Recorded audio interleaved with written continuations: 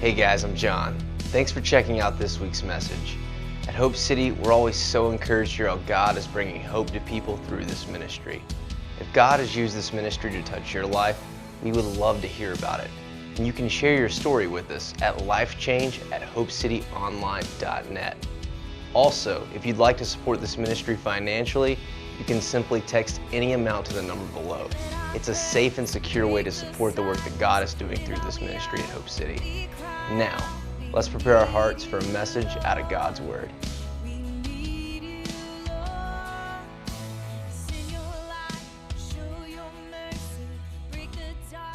We are wrapping up a series this morning that we've been in over the last 5 weeks called Hope for the City, Hope for the World. And the entire idea behind this series has been, we know what God has called us to. We know that God has called us to make a difference in the lives of people around our city, around our community, and all around our world. But the one thing that will enable us to do that is to be extremely, extravagantly, over the top generous. Because if we're not generous with what we have, we can't give to those who don't have it yet. And so the key behind us accomplishing this is us being extremely generous. And throughout the course of this series, we've spent some time talking about being generous with our time. We've spent some intentional time talking about being generous with our financial resources. And this morning, to kind of wrap up this entire idea, here's what I want to do. I want to spend some time talking about being generous with one of the most important assets that we have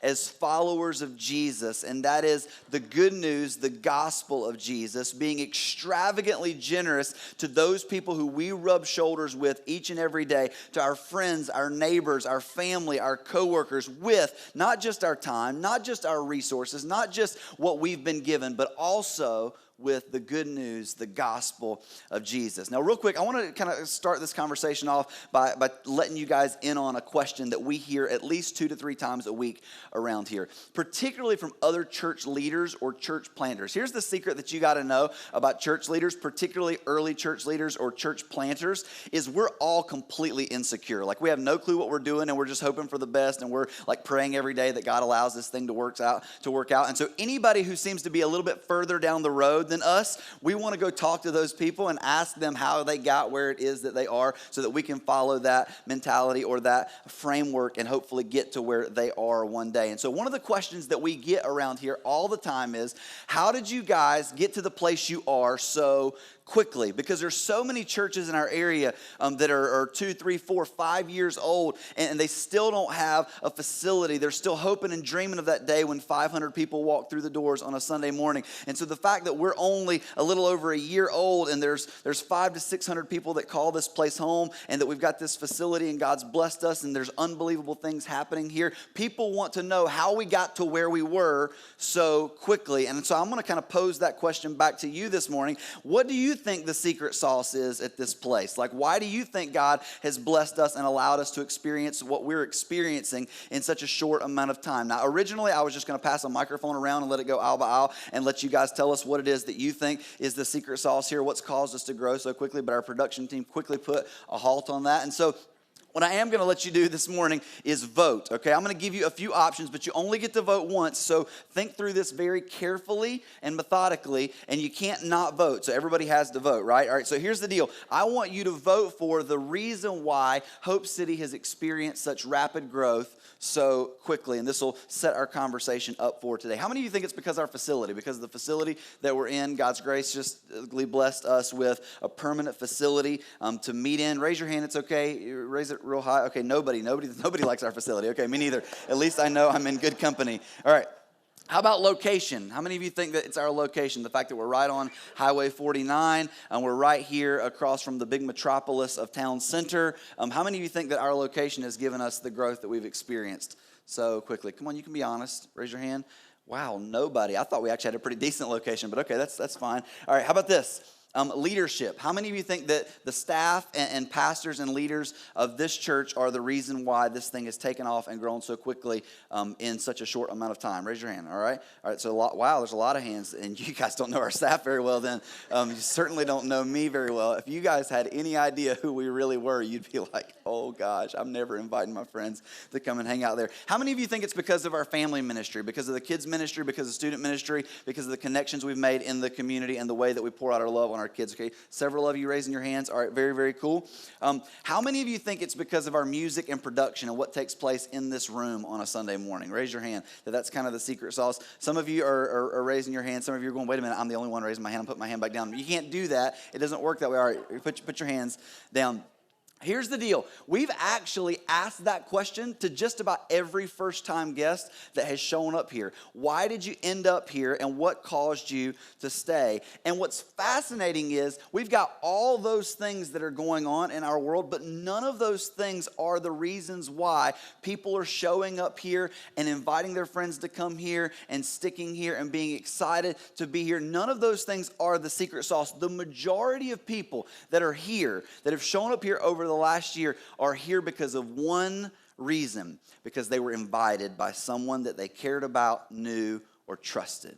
Because somebody else, it really didn't have anything to do with what we were doing here. It was because someone that they liked, that they had respect for, that they had a relationship with, invited them to come and spoke highly on our behalf. And because they believed in them, it didn't really matter what we did so much. They were going to come and give this thing a shot. The number one reason why people show up here at Hope City and stick here at Hope City is because they were invited. Now, because that's become such a reality for us, we've kind of formulated some language around that, and it has become our evangelism strategy. Like, if you want to know how we go and make a difference in our community, make a difference in our world, how we get people to show up here and stay here, this is how. If you're taking notes, I want you to write this down. We call it invest and invite.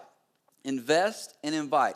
We don't do a lot at this church. You know that. Obviously, we don't have Sunday night services. We don't have Wednesday night services, and we're not knocking those churches that do. We just don't do that. We have a very simple church model. We don't have Tuesday night visitation and Monday night Bible study and Thursday night prayer meeting and Friday night deacons meeting and Saturday karate for Jesus. Like, we don't do all that stuff that a lot of churches do. We have a very, very simple church model, and the reason that our church model is so simple is because we want to free your time up. The last thing we want, watch this, is for you spending all your free time at church. We don't want you spending all your free time here. We don't want you at church on Wednesday night. Where we want you is hanging out in your neighborhood, throwing a backyard barbecue for your neighbors, building relationships with people who aren't in the church. You know why so many churches in our area are stuck and can't seem to get any bigger than they are? It's because they've formulated all of their relationships and all of their friendships and all of their influence around the people at church. And guess what? When the pastor stands up on Sunday and says, go invite all your friends to church, and people look around and go, all my friends are already here, they don't invite anybody,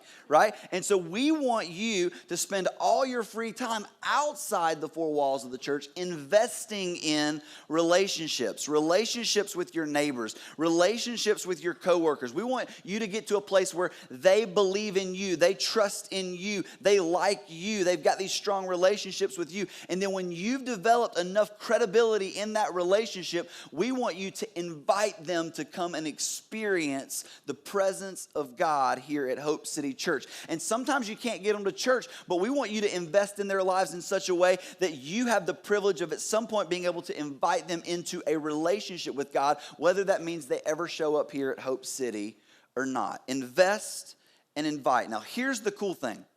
This was not our idea. This was not even the church that we ripped this off of. This was not even their idea.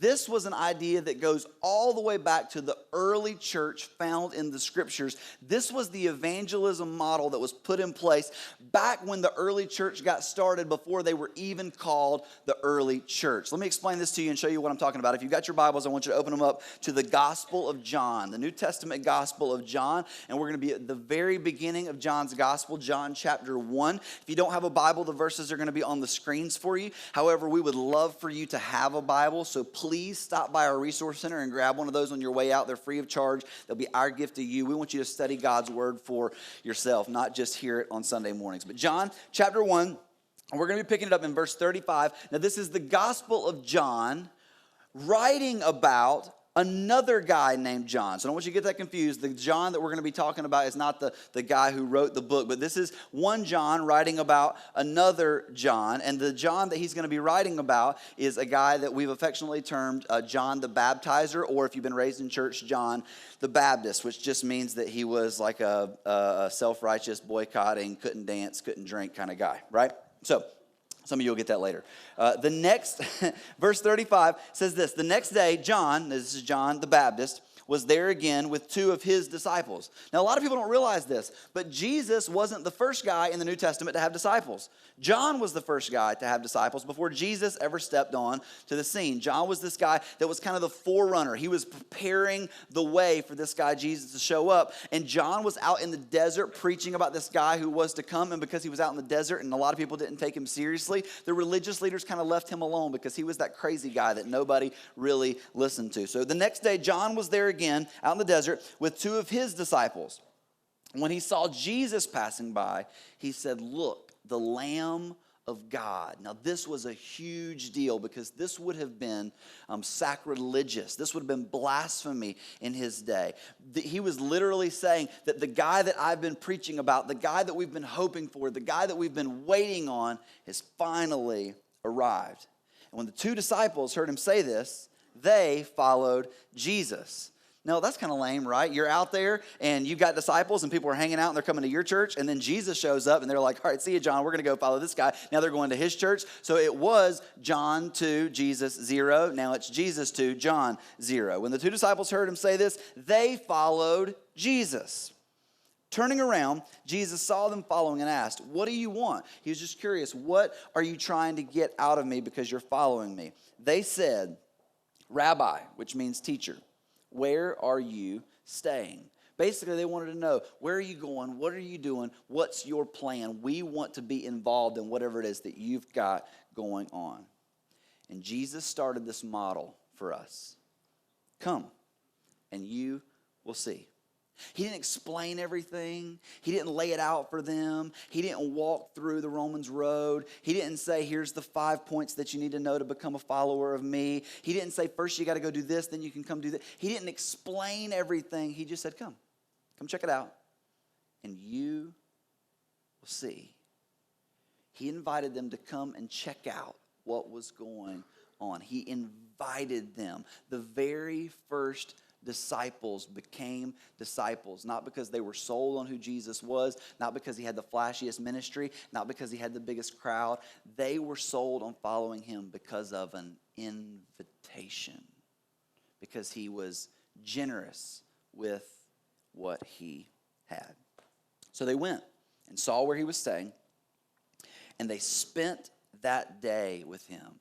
This is the first recorded account of anybody ever spending time getting to know the Son of God on a real and personal level. It was about 4 p.m. Now watch what happens here. There's a trend that takes place. It started with Jesus, and now it's going to continue.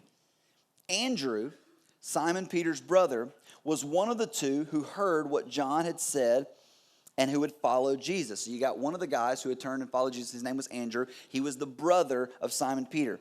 The first thing Andrew did was to find his brother Simon and tell him, "We found the Messiah," that is the Christ, and he brought him to Jesus. So Peter showed up per the invitation of his brother Andrew. The invitation worked again. And anytime that and we talked about this a few weeks ago, anytime that you've experienced something that is incredible, which remember these two guys had just spent all day with this guy, Jesus, anytime that you've experienced something incredible, you want other people to share in that experience, right? I can remember last Christmas, my wife and I had the privilege to go with my brother and my dad up to the Carolina Panthers Stadium, Bank of America Stadium, for their Christmas party. My brother was an intern for the Carolina Panthers in their production department.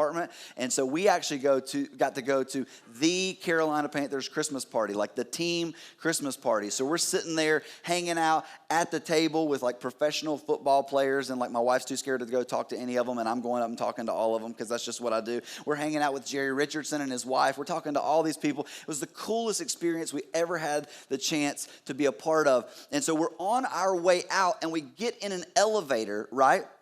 and then walks into the elevator, Graham Gano and his family, kicker for the Panthers, and then walks in Luke Kuechly in front of him, right? So we're in an elevator, in a jam-packed, tight little elevator with our family, Graham Gano's family, and Luke Kuechly, which was hands down one of the coolest experiences ever. Well, my wife finally realized this was her moment. She was going to work up the nerve, but she wasn't just going to talk to Luke Kuechly, which is her dream, which is her bread and butter, which is her everything, and it's her one hall pass. And I'm just kidding, it's not her one hall pass.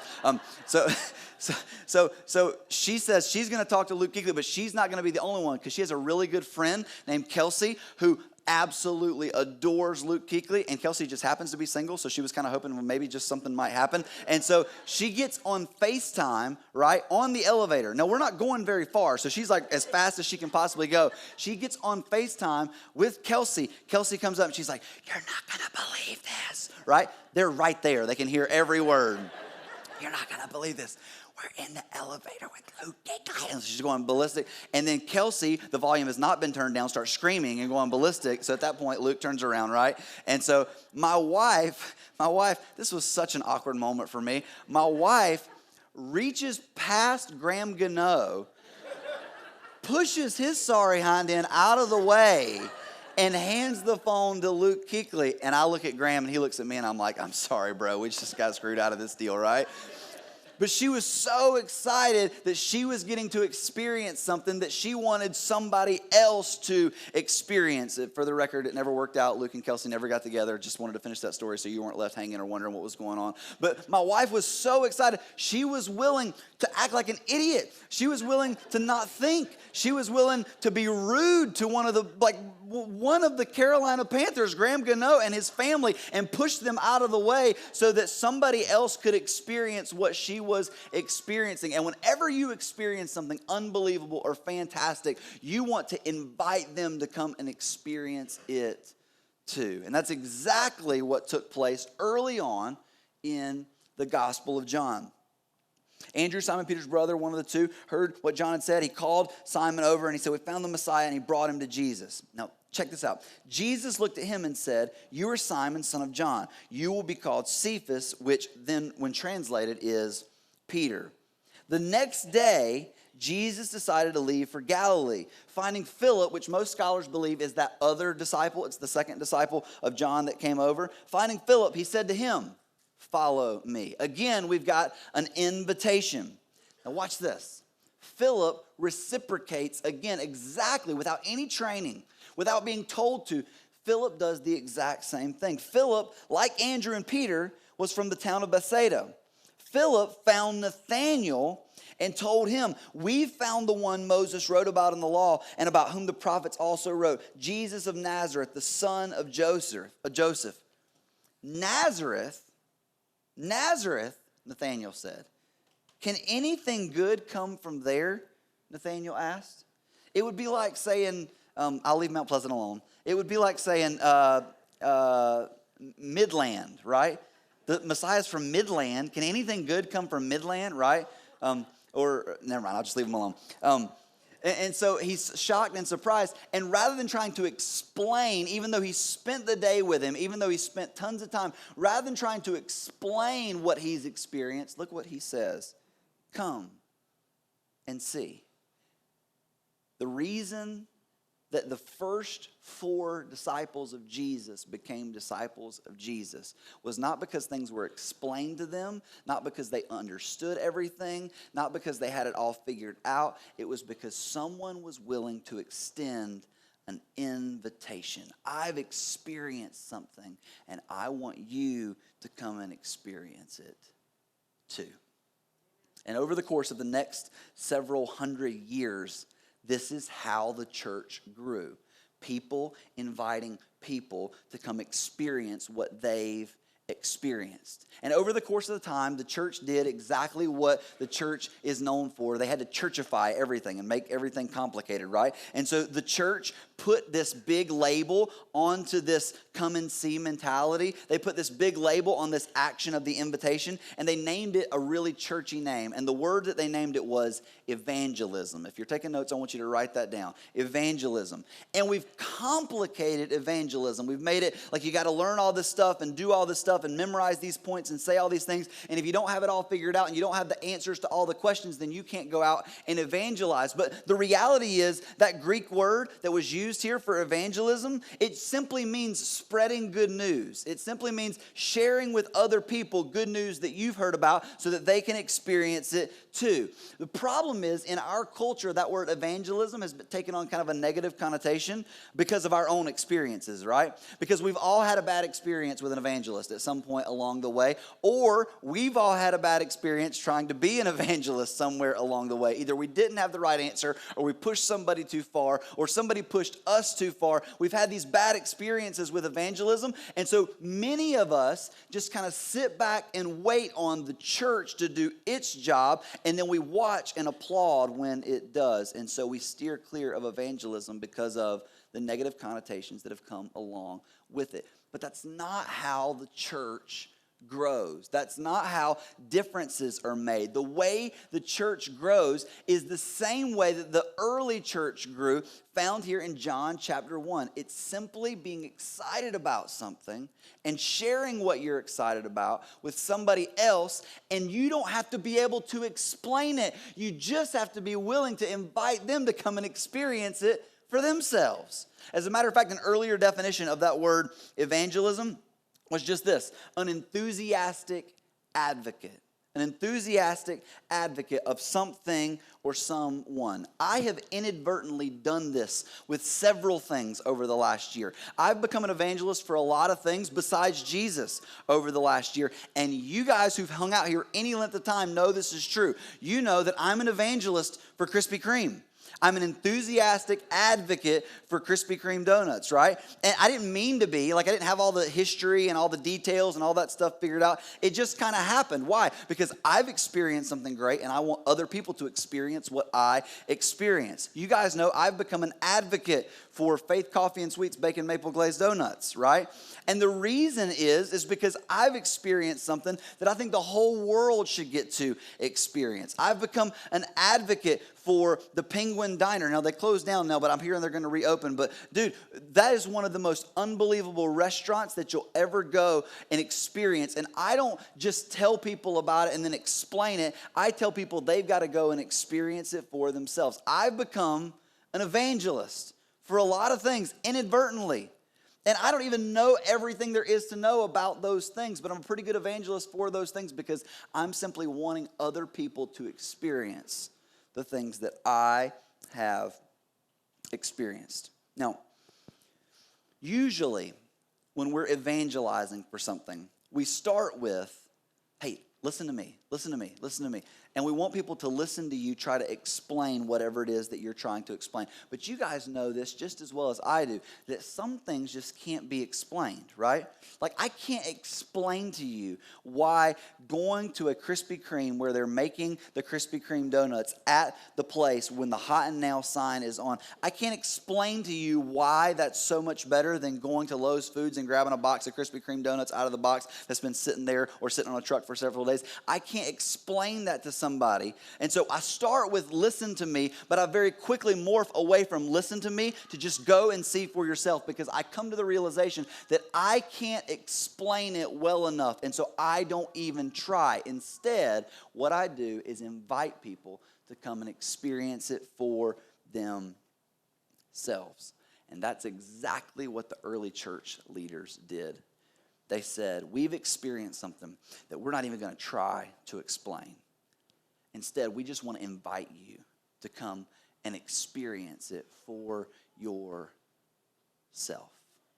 Do we gather information? Of course we do. Do we try to become knowledgeable? Absolutely.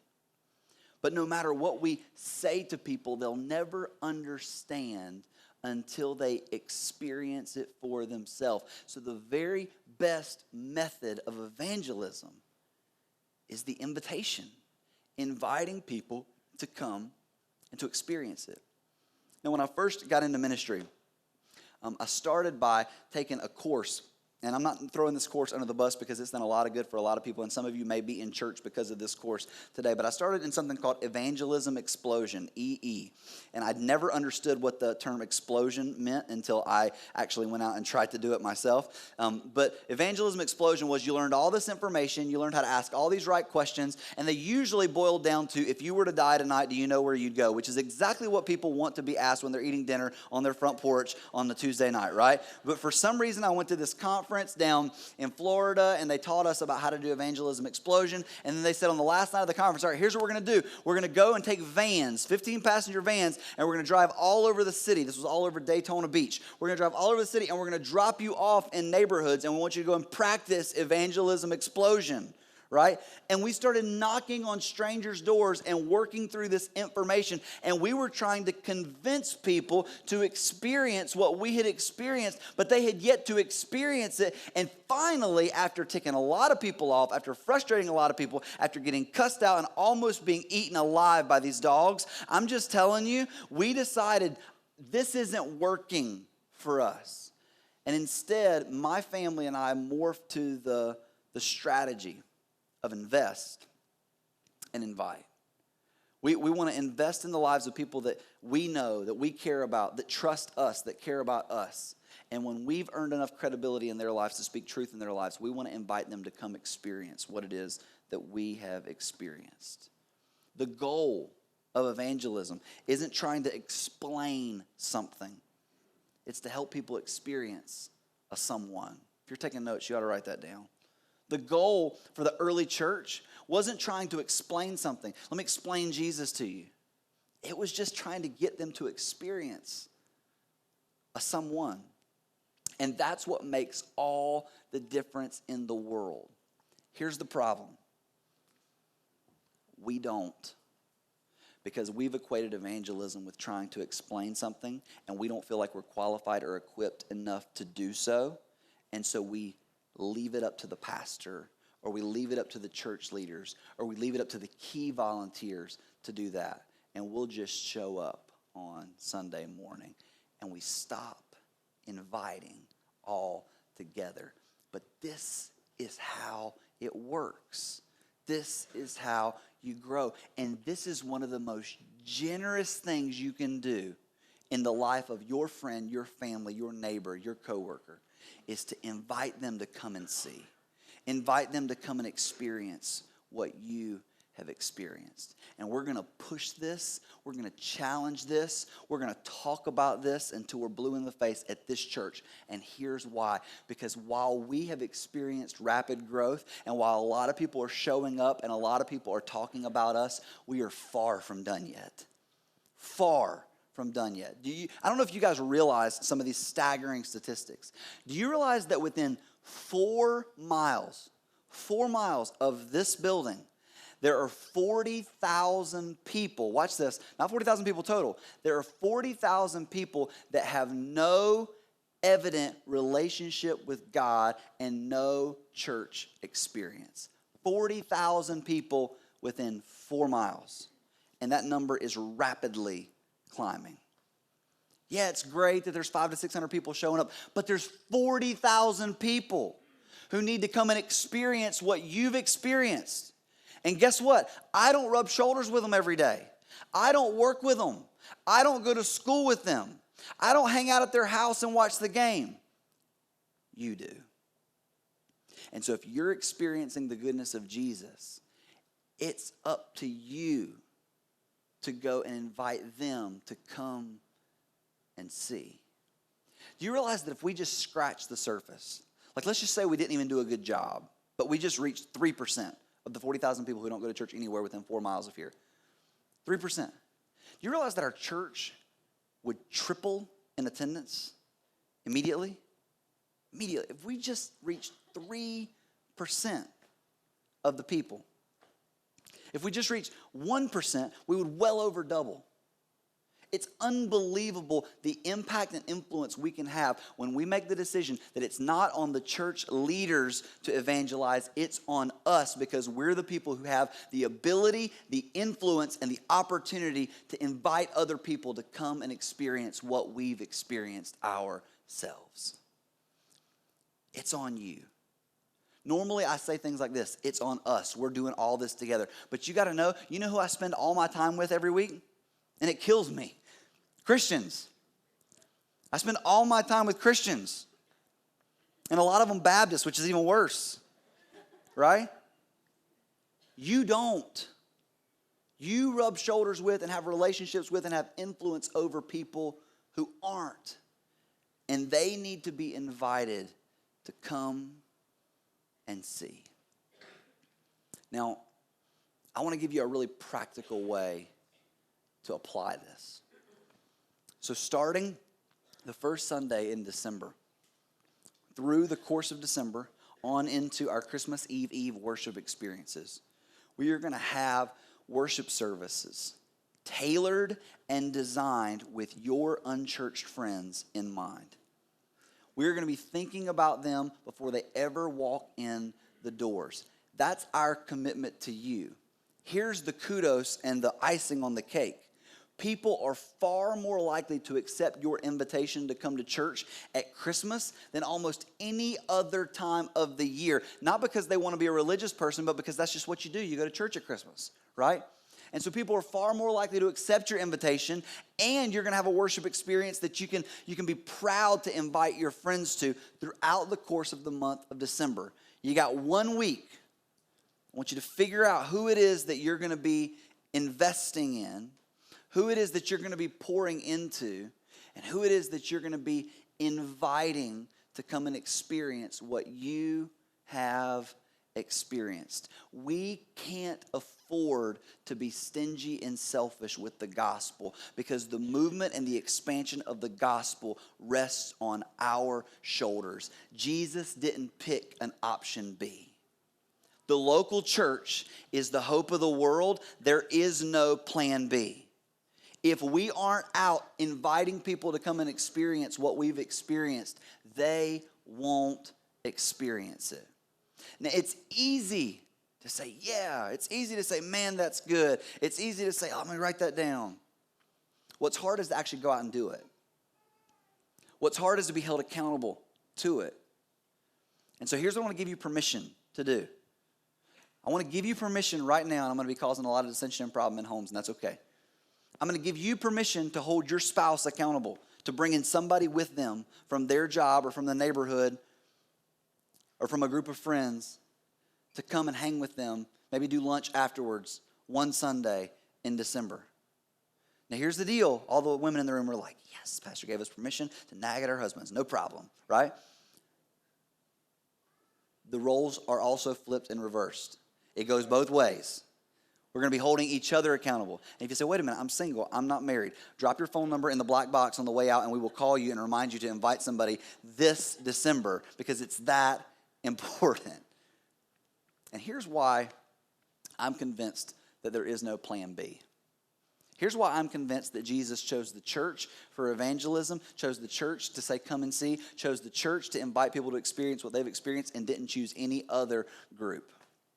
Because the church is the one group who's experienced the goodness and the grace and the mercy of Jesus and can extend the invitation with passion and conviction because they've experienced it for themselves. When you are excited about something, people don't have to motivate you. When you're excited about the way something's working in your life, you want to share that with other people. And my hope and my prayer is that the goodness and the grace, the amazing grace of Jesus has so permeated your life that you can't help but share that with other people and invite them to come and experience it too. As a matter of fact, we're going to close out our worship experience today by singing that song together. We're going to sing about that good, awesome, incredible, amazing grace. The amazing grace of God. But there's one line in this song that I want us to focus on in particular. And it's when we sing about the amazing grace of God and we sing about his light in us, we need to sing about experiencing that light in our lives, not for our sakes, ourselves or for our sake, but his light in me for the world to see. God extends grace to us so that we can invite other people to experience his grace too. Hope for the city, hope for the world, it's found when we are generous. Generous with our time, generous with our resources, generous with our conversations, generous with what we've been given. And one of the greatest gifts we've ever been given is the grace and the goodness of Jesus. And if we want to extend hope to our city and hope to our world, we've got to be generous with that too and invite people to come and see. God, we love you and we thank you for the way you've moved and worked in our lives. Our hope and our heart and our prayer is that we would be challenged, convicted, and strongly encouraged to go out and extend that hope to other people and invite them to come and see the goodness of who you are and your grace. It's in Jesus' name we pray.